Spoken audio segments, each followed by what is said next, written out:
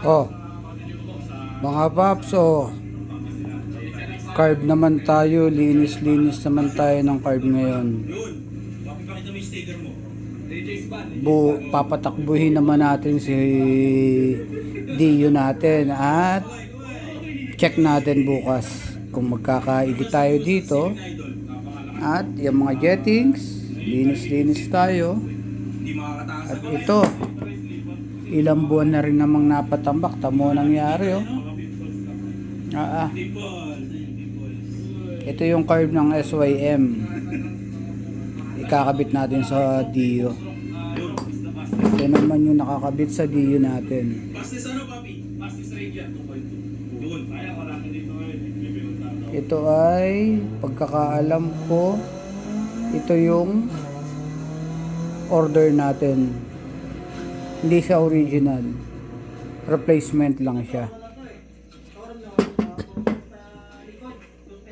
Ito ang original. Oh, may tatak. Malalaman natin bukas, kakabit natin to. Kasi pagkakaalam ko, ito dati nakakabit sa Dio, kaya working siya at kailangan lang talaga ng linis. Malalaman natin kung ito yung magkakaigi.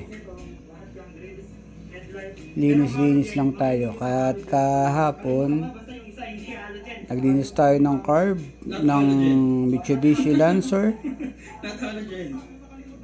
hotdog 95 model 4K. Nagpa-convert ako, kinabit ko dati sa Toyota, sa Mitsubishi.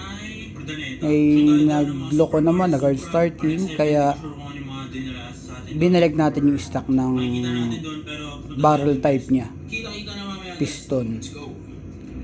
At malalaman natin, lilinisin ko muna to. Hindi ka na makukunan ng video at wala magbibideo.